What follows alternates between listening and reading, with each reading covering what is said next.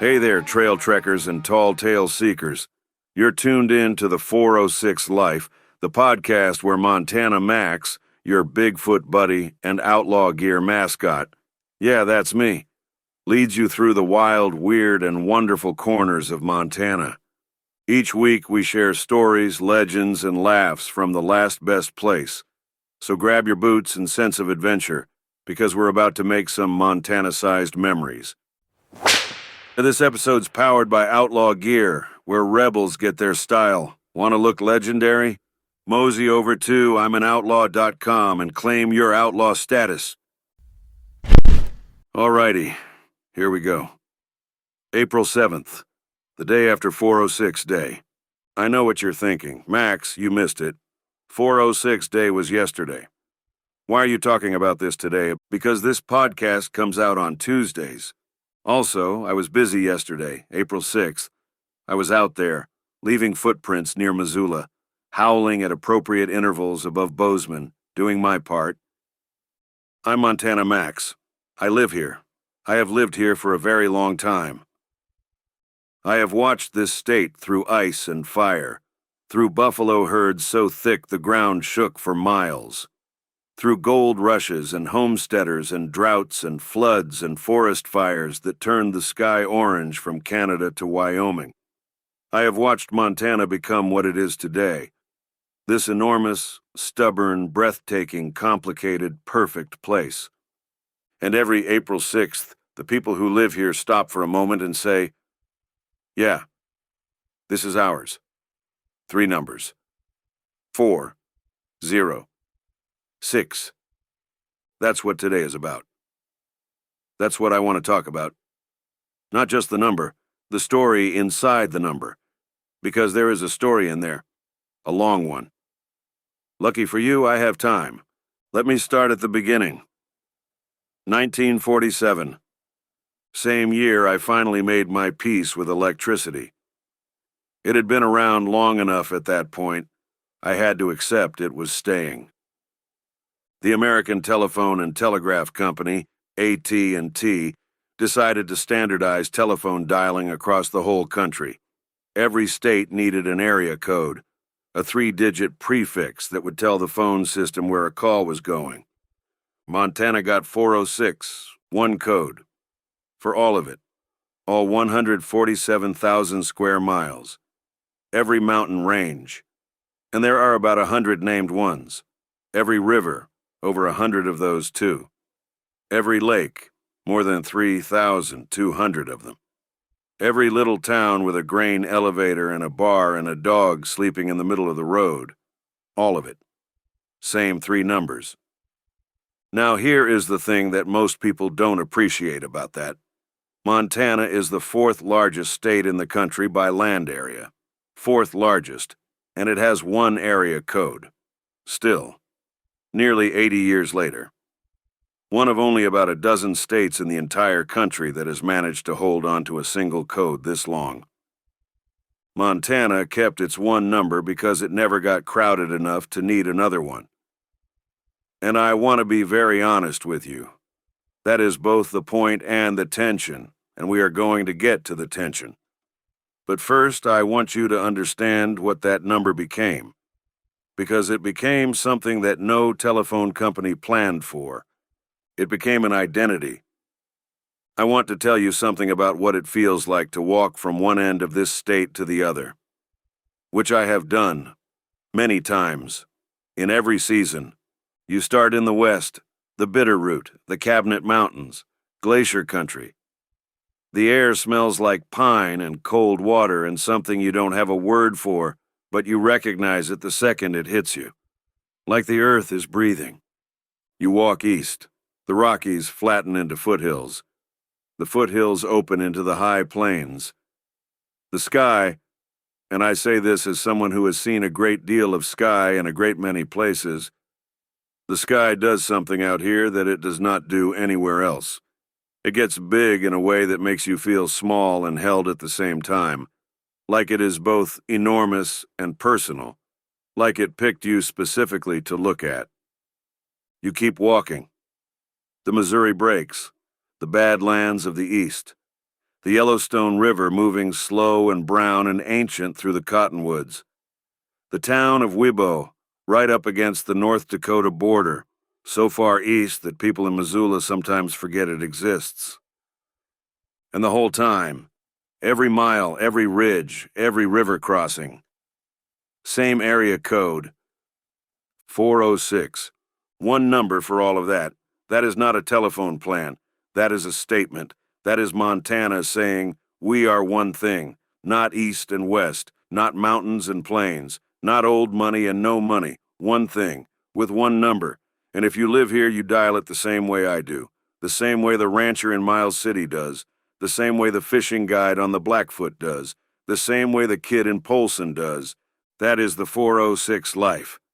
That shared prefix, that common ground, literally. Ready for your next Montana home? Visit mostwantedrealestate.net, because that's how the West is sold. Now, there is a clock ticking on that number, and I think you should know about it. Under the 406 area code, there is a system of what are called NXX codes, the 3 digits that come right after the area code in your phone number. There are only 786 of those available in any given area code. Montana has used 753 of them, 33 left. At the current rate, the projections say Montana runs out around 2033. When that happens, Montana faces a choice: split the area code, create a new one. Divide the state numerically the way it has never been divided. The Montana Public Service Commission has been fighting that outcome for years. Number conservation, rate center consolidation, technical solutions to a technical problem. But underneath all of it is a very simple human motivation. They do not want to be the people who broke up the 406, because they understand what it means to the people who live here. I respect that. I have never needed a telephone. My range is excellent. The acoustics in these mountains are extraordinary. I once sent a message across the entire Bitterroot Range without a single dropped signal. No carrier required. But I understand why this number matters to the people who use it. And I am glad someone is fighting for it. So, 406 day, April 6th, 4/06. It started as a social media thing. People posting pictures of Montana with the date overlaid, celebrating the match between the calendar and the code, and it grew. The way things grow here, slowly, stubbornly, until one day you look up and it's real. By 2026, it had become something worth showing up for. In Kalispell, a digital pass unlocked deals across the whole downtown. Breweries, shops, activity providers, the exact businesses that make a town and not just a gas station on a highway. In Bozeman, Skyshed brought together local vendors and makers, people building things the Montana way by hand with intention. In Manhattan, Montana's Manhattan, 406 Brewing did $1 off every drink and brought in live music. I attended that one, from outside. The doorway was, as usual, not constructed with my particular dimensions in mind. But they left a large drink on the front step, and I thought that was genuinely kind. 5 stars. Would lurk outside again without hesitation. Missoula had a community run. Big Sky promoted adventure. And all across the state, people just stopped, looked around, said thank you to wherever they were standing. I did the same thing. I stood on a ridge above the Yellowstone River at first light on April 6th, and I looked at all of it, the way I have looked at it for more mornings than I can count. And it still does the same thing to me every single time. And speaking of raising a glass on 406 Day, here is something worth knowing. The barley in your beer very possibly grew right here. Montana, specifically a town called Fairfield, out on the high plains, calls itself the malting barley capital of the world. Companies like Anheuser-Busch source their barley straight from Montana fields. So when you toast to the 406, there is a real chance Montana is already in the glass. I find that deeply satisfying. The symmetry of it. Montana in everything. Even the things you didn't know were Montana. Need shipping, shredding, prints, or a real street address? Helena's locally owned and operated the UPS store has you covered. Located at 2047 North Last Chance Gulch. Stop by and get it done right. Now I want to tell you the part that only I can tell you. Because I was there. I was here when the Blackfeet and the Crow and the Salish and others were the only people who knew how to read this land the way it wants to be read. Who understood its rhythms, its patience, its temper. They had been here for thousands of years before I started losing track of time, and they carried knowledge of this place that no telephone system and no area code and no tourism campaign has ever fully captured. I watched the bison herds.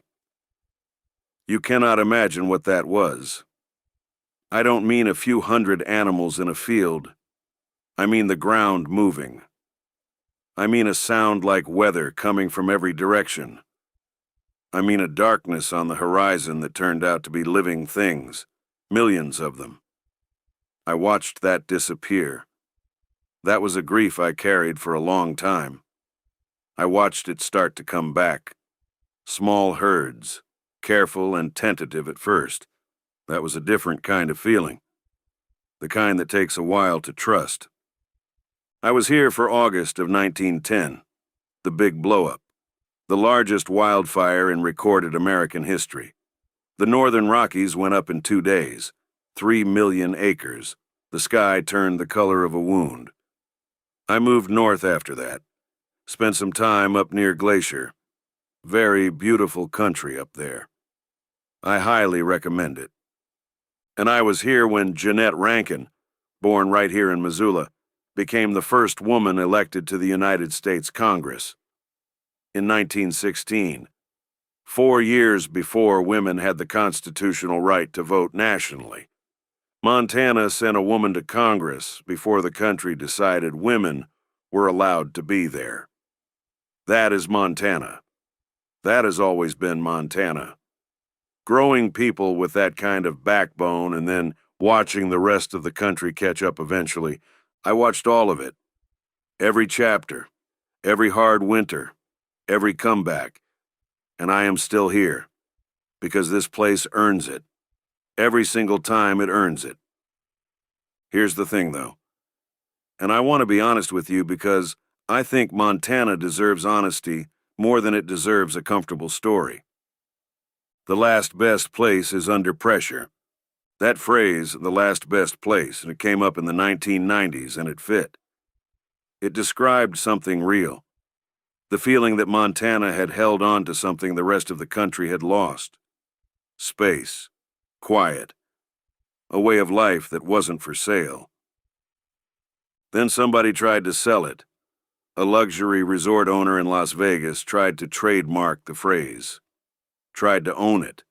Tried to make the last best place into a product with a price tag attached. Montana's senators and the Montana public pushed back so hard that Congress passed legislation, making it an official, unofficial state motto. Available to everyone. Owned by no one. But the pressure didn't stop there. It just changed shape. Nearly 40% of single-family homes in Bozeman are now selling for over $1 million.